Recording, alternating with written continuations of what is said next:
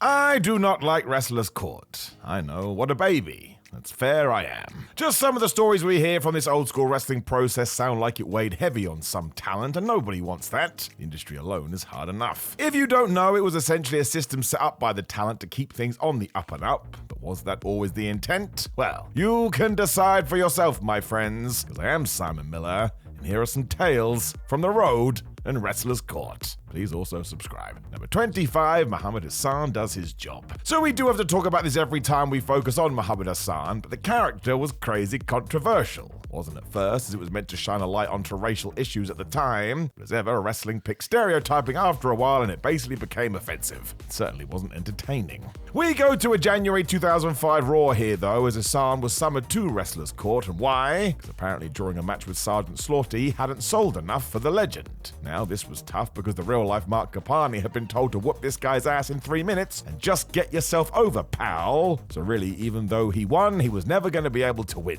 Wrestling is very confusing. Kind of interesting though, because this was essentially the same as number 24. He was also left thousands of dollars out of pocket. Now at least there is somewhat of a fun part to this. Gentle hazing in wrestling has always existed, so when Muhammad Assan debuted, he was told to go and tell Eddie Guerrero that Latino Heat had to stop using the camel clutch because that was his finisher now. Obviously, this was not the correct thing to do. Now if we had left it there, it would have been fine, but as it was actually Eddie's father that had invented that maneuver, this got bad fast. Therefore, it was taken to a wrestler's court, and as Muhammad was found guilty, he was instructed to treat the locker room to refreshments that evening. Of course, the final bill was over $2,000.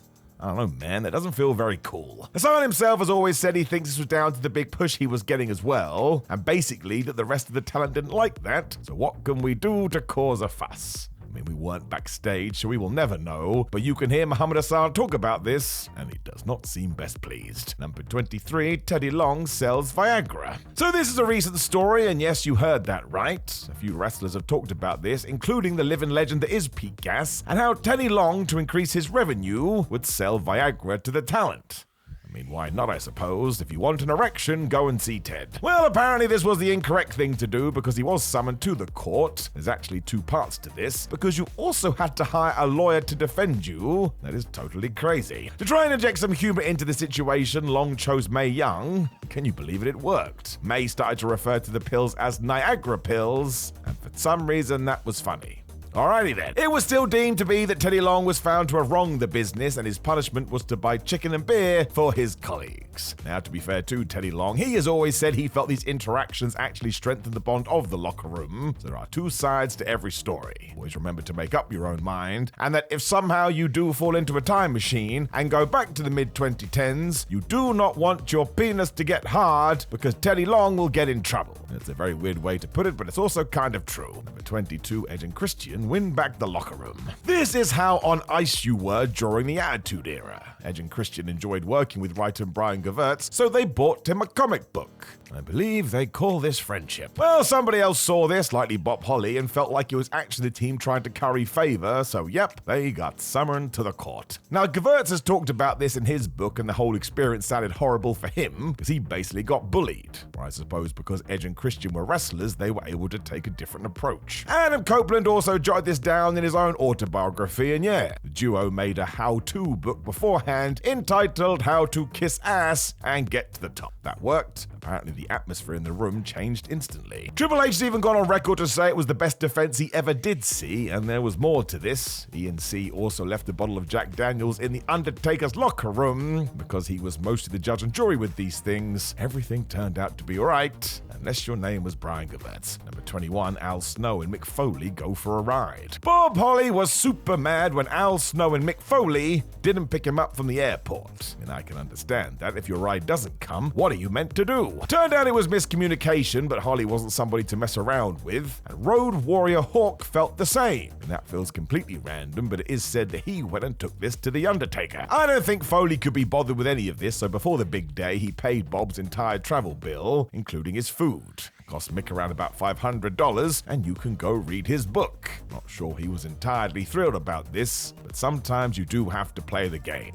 Also, Mick Foley is widely known as one of the nicest people in professional wrestling, and I would hazard a guess he thought Wrestler's Court was just a little bit stupid. Number 20, the Hardies fly first class. So this is the same for many industries, and I guess it kinda sucks. There are unwritten rules, and nobody tells you, so then you make a mistake, which begs the question, why can't somebody just tell you? It is back to more autobiographies, as the Hardys wrote about this back in 2000, where they did indeed find themselves flying first class. Somehow their seats had been switched with Kane's, who was forced to fly in coach, but they didn't know that. They just thought it was their lucky day, and their backs probably hurt from ladder matches. Mentor Michael Hayes knew the deal though, and yep, it all led to the court because rookies like Matt and Jeff shouldn't be taking perks away from the top guys. Matt has always said JBL, who was pushing this, made up a bunch of extra stuff too, so it sounded even worse, and as ever the punishment was, why don't you go and give the Undertaker some whiskey? I'm not really sure how that helped the Big Red Machine. As Hayes was their tutor too, apparently he also had to buy Kane lunch for a long old time, so at least that man was well fed. Once again, it all just sounds totally unhinged. Number 19, Dodgeball Divas. This one is so wild. I mean, how did any of this happen to begin with? It was SummerSlam 2004, and as the WWE had decided to do a diva search at the pay-per-view, why don't we take the real wrestlers and the would-be wrestlers and have them have a dodgeball contest? It's a bold strategy, Cotton. Let's see if it pays off for them. I mean, that is the most random thing I've ever said in my life. It went bad because Trish Stratus, Victoria, and the rest lost, and apparently this made everybody look bad, even though they were wrestlers and not dodgeball players. I really don't know. No, I don't want to be that guy, but if you wanted to yell at anybody for how that division was perceived 20 years ago, I would look at management, and Ivory basically made that point. The whole idea of this spot was to make the new guys look good, and essentially they were doing their job. No one else agreed, it would seem, and as Triple H was watching over this one, the word was he was given a bunch of gift certificates so it could all go away.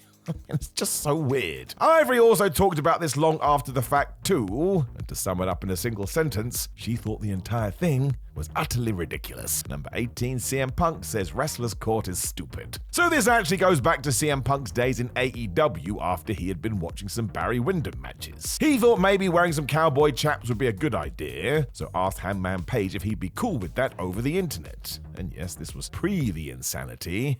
Obviously. When a fan replied, joking that if he did that, he could find himself in Wrestler's Court, here's what Punk wrote: "That is the most insecure, small dick energy, average white man embarrassment to the wrestling business." I was a bit like, CM, why don't you tell us what you really think? I don't think he's one to hold back. Of course, you can find a lot of Punk's generation who did feel this same way due to what we have touched upon. Overall, it doesn't sound like a nice process, and look at the locker rooms today. Kind of feels like human beings just want to be nice to other human beings, and while this probably makes me a wet blanket, I think this is a much better way to be. Number 17, Melina cries for help. So apparently Melina was hard to work with. As such, she was summoned to Wrestler's Court, as there apparently had been some incidences with Candice, Michelle, Lita, and Charmeal. They argued she wasn't really a team player. This is where we get this shift, because while this process could be jovial, it also brought out the industry's bad side, as bets were taken before this. The odds were on how long it would take Melina to cry.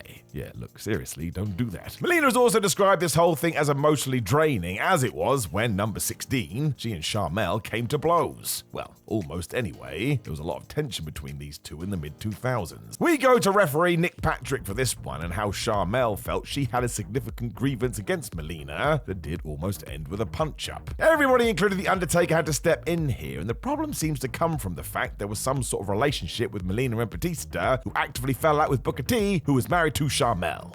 So there you go. It all ended with a Booker and Batista fight during a SummerSlam 2006 commercial shoot, but after that it sounded like it all calmed down. Everybody has discussed this after the fact, and it sounded like we used our words to find a good place again. Isn't that an interesting tack to take? Almost like if you do talk to somebody, you can get the balance back that you need. Number 15, the Bill Goldberg Welcoming Committee. Goldberg was such a big star in WCW that him joining the WWE was always going to cause problems. Aside from the grittiness of the Monday Night War, the WWE locker room knew he was going to come in on big money and have limited dates. That's always going to get people talking. I also think Bill felt like it would be the same environment as before when he finally made the switch, but no. As soon as he and Chris Jericho were in the same room, their falling out from World Championship Wrestling returned, and they started to fight. Whoops. This, of course, was from Billy refusing to work with Jericho in WCW for being too small, but Chris had now been the world champion in WWE, so he ain't gonna settle for no cheek. Most of the people that saw it, felt like Goldberg had been disrespectful, so he was taken to the court. Triple H found him guilty. If you know the relationship between those two, you should not be surprised. There was no fine, because I think everybody know that Bill would have ignored it anyway. Dare I say it, this was more of the locker room sending a message to Goldberg. You're not in Kansas anymore, Toto. And you better start doing things our way. Number 14, JTG is caught out. I mean, what a pun. We all know the stories JTG had from his WWE run because he wrote a whole damn book about them. You should read that too, it's really fun. One of these tales is about wrestlers caught, and this one is just off the rails. Now we do have to point out that all of this was consensual, but somebody who was not named during a European tour encouraged JTG to have sex at the travel hotel. The reason the Crime Time man went along with it, because he felt like saying no may harm his career, given that this mystery man was higher up the card than him. How crazy is that? What even is wrestling? Unfortunately for JTG, another top guy then claimed this individual was somebody that he slept with, and apparently that was enough to land you in wrestler's court. The most important takeaway is that this doesn't seem to be the way anymore, and thank goodness, because some of the things that just came out of my mouth are totally awful. JTG was never punished either, although actually learning about that makes the whole thing way worse. It was when Chris Benoit died, which sort of made everything else irrelevant. I've said it once, I'll say it twice. The whole thing is totally, woefully terrible. 13, Johnny has too much spirit. So we all know that when you get into wrestling, you should want to be the world champion. I think there's something to be said from just making it your career, but I get it. Aim for the top. Enjoy the rest for what it is. To break into this top group, though, you do have to make a fuss if you think you're miscast, which is what happened to Johnny from the Spirit Squad. He felt that a cheerleader gimmick was only going to take him so far, even more so because that group lost time and time again. The issue apparently with John is that he wore this disappointment on his face on live TV, even when he was facing the likes of Sergeant Slaughter and Ric Flair. That was too much, and he was summoned to the court for all of the above. JBL and The Undertaker led here, and apparently there were plenty of legends in the building too, because we were going to underline that we have to remember the path they laid. I do understand that as well, but I would also bet there were people in Johnny's ear saying that current creative wasn't helping and it was all going to go bad. So once again, you just can't win. Not trying to be horrible either, but let's jump forward to 2024. And is John Boy still in the WWE? No, he is not. Number 12, Dvari does squats. So this is a similar story as Chris Benoit decided one day that Dvari wasn't respecting the WWE legends enough. That's all I've really got for you. Something happened with Shawn Michaels, and that was that. Off to court we go. I suppose whatever it was got green-lit as Dvari was found guilty, and as such, Benoit was going to come up with the punishment, which was thousands upon thousands of squats. Chris even had a reason for this. We have to mimic the pain of all the men and women who have helped make the company what it is today. Now, I kind of like that sentiment, but in this context, it's also bonkers. Dvari also got caught in 2008 after telling a flight attendant that it was Billy Gunn's 65th birthday, and it would just be great if that got announced over the PA.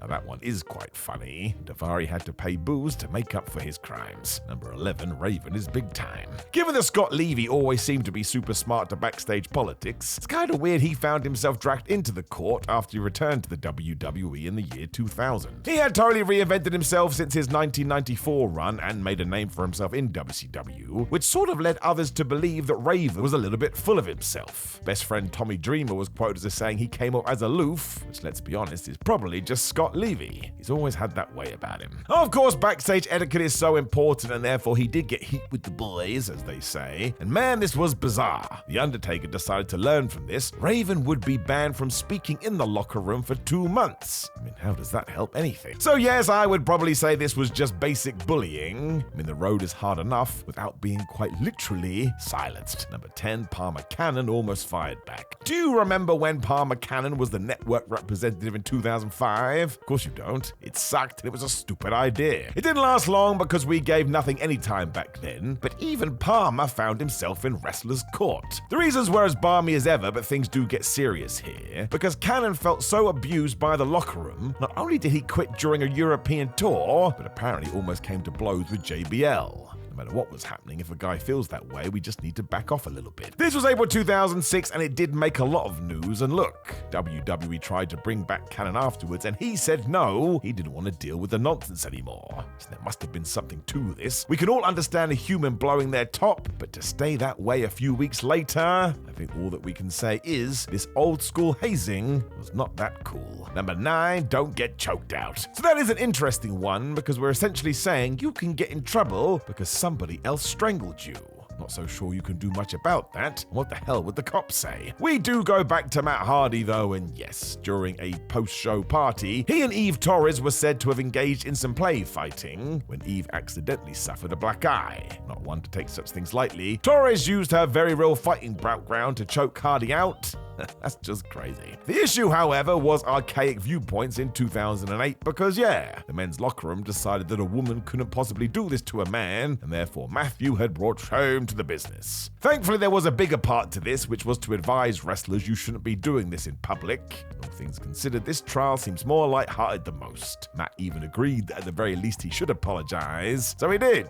He had done wrong. Number 8, Enzo is booted off the bus. Even tag team partner Big Cass has said that Enzo could be a handful, and they were buddies. Imagine what those not acquainted with the guy must have thought. You cannot deny he was perfect for wrestling though, because essentially what you saw is what you got. That meant he was often quite loud and brash even behind the scenes. They went too far during a European tour in 2017. The word is that Amore sat there on the phone talking to a friend and was just blurting out all the things he hated about the industry, which other people thought was too much. It really got bad when Enzo moved on to his bank balance, which is when Roman Reigns allegedly took charge and told him, listen dude, you gotta get off the bus. This is not what we do. Now, given the reputation Roman has, you have to figure this must have been super disruptive. He's not a guy to take liberties, so if even his brain was like, man, we gotta do something, well, maybe Enzo Amore crossed the line just a little bit. Number 7, Roman Reigns. So this entry and the last one aren't really wrestlers caught, but they are talent having to take their lumps. Amazingly, Roman found himself in the same position in 2016. It was following a suspension where it was reported he had failed the WWE wellness policy and had to go away for 30 days. When he was back, however, he apologized to the locker room and owned up to his mistake. Seth Rollins has talked about it and explained it was Reigns taking responsibility and there was no unnecessary hazing here. Roman was being the man as always. That's just what he does. You have to imagine it's a good example too, which can only help things going forward. You can change the backstage culture. Put it this way, that is how somebody leads. Number 6, Xavier Woods has a better idea. Xavier Woods is a treasure to pro wrestling. I don't think we give him enough credit. This stretched all the way to Up, Up, Down, Down, which is Woods' YouTube show, where he talked about wrestling court, and basically how nowadays it's not needed anymore. The locker room environment had changed. You do not need such intimidation. So it's more of a story about the overall lay of the land, but it's just a better way to think. You want to feel comfortable doing your job, and we know the deal. Some people won't be able to operate under such pressure. You can argue that, but either way, it's true. Even if wrestlers did feel differently, there is no way this would go down in the TKO version of WWE. The foundations are so different and there is so much public scrutiny, you have to keep things as professional as possible. Go and listen to many of the interview with the talents today. They seem to be a lot happier with it too, so it's a win-win all round. Number 5, The Miz is a chicken. So this is quite infamous these days and sort of fueled The Miz's entire career. He used this to basically become a WWE all-timer. But after he accidentally ate some chicken over Chris Benoit's bag, Miz got kicked out of the locker room because apparently some crumbs had fallen from his mouth. He had to change in the hallway for years, and if you think that sounds insane, you would be right. All of this was the outcome of wrestlers caught and essentially was put on Miz's shoulders because he wasn't a wrestling guy. He'd come from reality TV, and that irked some individuals. Once again, don't overthink it because it doesn't make sense. If 2 + 2 = potato. Fair play to one Mike Mizanin, though. This guy buckled down and just proved everybody wrong. His story is pretty inspiring. Nobody can touch him these days. He has had a run few can ever dream of, and he's basically been towards the top of the card for 20 years. That is damn impressive. Number 4, Bob Holly doesn't like Renee Dri. So this one is pure wrestling. Renee Dri had borrowed Bob Holly's rental car and got a speeding ticket. And did he decide to tell Bobby about this? No, he did not. It did mean Holly received a random fine before having to do some investigating of his own before we went to court. Surprise, surprise, Dupree was found guilty of not showing respect to a veteran. Because this was Bob Holly, though, he decided he had to take matters into his own hands too, and during a house match, targeted Dupree and apparently kicked the crap out of him. Always irks me the wrong way. That's exactly what wrestling isn't meant to be. You would think that would be a court-worthy offense too, but as of me talking to you right now, Holly was never summoned. This kind of goes to show there's no justice here at all. Number 3, Umaraga and Degeneration X. Umaraga was one of the most underrated characters ever. On paper, this felt like it was going to be an uncomfortable throwback to the days of old, but Eddie Fatu knew what to do with this, and he made the whole thing great. turned that situation around. Zoom to backstage at the Tribute of the Troop show in 2007, however, and he had a run-in with Shawn Michaels. The Heartbreak Kid thought Umaraga adding green to his ring gear was a bad idea. That's DX branding. Apparently, this went all the way to the WWE seamstress, who tried to tell the Samoan Bulldozer she was instructed not to do it, but he insisted, so therefore it happened. This is when Michaels kicked off when it said of all the people Randy stood up for this guy. Given he was a top star at the time, it must have carried some weight. Of course, the gear still wasn't worn because wrestling, but thanks to Orton, there was no need for any other nonsense when it came to Umaga. If this had been a decade prior, well, I tell you, my friends, I do not think it would have been the same. Number 2, Brock Lesnar says no. Brock Lesnar not only ignored these unspoken wrestling rules, but he would actively talk about how stupid they were. I'll say this on the down low, but I actually think he's right. Of course, Brock was given the superstar treatment early on, which rubbed the locker room the wrong way, so much so that one day they summoned him to court. Lesnar was getting too big for his boots. Due to all the above, though, Brock just said no. That's right, the Beast didn't care. I suppose he had the internal power because he was the next big thing, but who was going to tell Brock otherwise? For starters, he still wouldn't have listened, but also, he would have killed you. Then you lose. If you don't have a head, how the hell are you gonna wrestle? So it really is a great way to circumvent all of this, though. Just be massive, intimidating, and when someone does ask the question, you tell them no. Number 1, Howard Finkle. Now let's make it clear that by all accounts, Howard Finkle was a lovely man who was over the moon to have a job in wrestling. There was no need to ever be mean to him. As he was around for so long, he got weaved into the story here and there, including the 2001 invasion angle. It was here he was going to get slapped by a female talent when he flinched. I kind of get it. It's wrestling. We do know what's about to happen, especially if you're in the spot. For no reason whatsoever, this caught the attention of the locker room, though, and yep, they told Howard to come to court. This was the definition of unnecessary. Now, as ever, the roster had decided this made the business look weak, but so many people have said that Howard Finkle was just a scapegoat to send a message to the WCW guys. They had come in after the sale, and if they sent a message early, there wouldn't be any other shenanigans. Problem was, this was way too much, and Finkle was just being bullied. It got so bad, Howard had to fight back tears, and his punishment was to take the slap again without flinching. Of course, it happened for the second time, and all of this just got way, way worse. Lance Storm has spoken about this over on the Wrestling Observer, and even he said he regrets today not speaking up because it was not right. As a brand new addition to the roster, though, he felt like he wouldn't help, and he wasn't wrong, would have just made Lance a new target. So that's the one story you need about how ridiculous this format was. I mean, don't make people doing their job cry. It's so dumb. Wouldn't it be nice if we went after smiles instead? That makes me sound like a children's entertainer, but I still think it's damn true. Now, of course, I'm sure you have plenty of stories about wrestlers caught that you've heard over the years, so make sure you drop them in the comments below. If you like the video, share the video, why not subscribe, and hit that notification button. You can also click the video on the screen to hear me tell you more stories about WWE from the past, but otherwise, my friends, I appreciate you, I appreciate your family, and I appreciate your friends, and I look forward to talking to you again very, very soon.